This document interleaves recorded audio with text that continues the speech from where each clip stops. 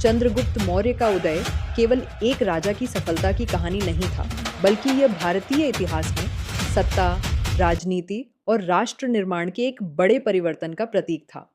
इतिहासकारों के अनुसार उनका उदय उस समय हुआ जब भारत राजनीतिक रूप से विभाजित और कमजोर था। छोटे-छोटे राज्यों की आपसी लड़ाइयों ने विदेशी शक्तियों के लिए रास्ता खोल दिया था।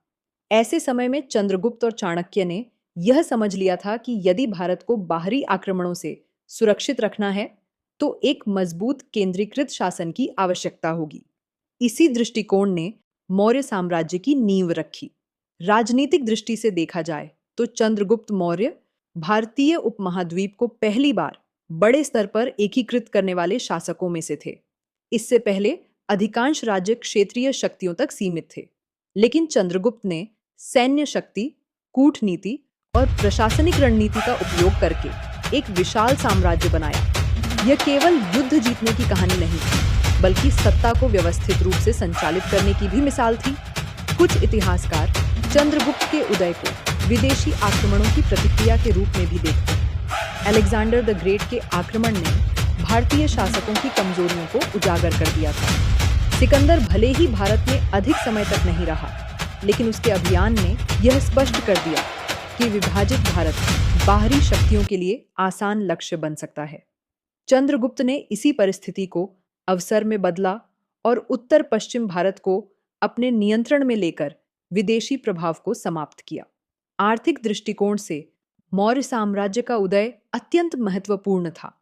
चंद्रगुप्त के शासन में व्यापार मार्गों को सुरक्षित बनाया गया, कर व्यवस्था को संगठित किया गया और कृषि को प्रोत्साहन मिला।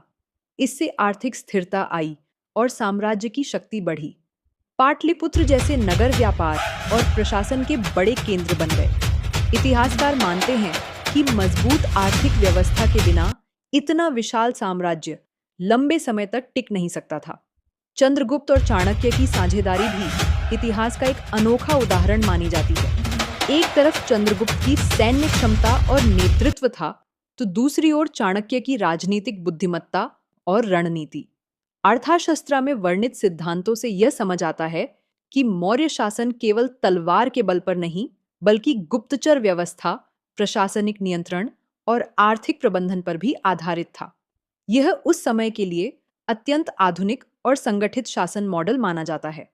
सैन्य दृष्टि से चंद्रगुप्त की सफलता का एक बड़ा कारण उनकी विशाल और अनुशासित सेना थी। यूनानी स्रोतों के अनुसार मौर्य सेना में लाखों सैनिक, हजारों घोड़े और युद्ध हाथी शामिल थे। युद्ध हाथियों का उपयोग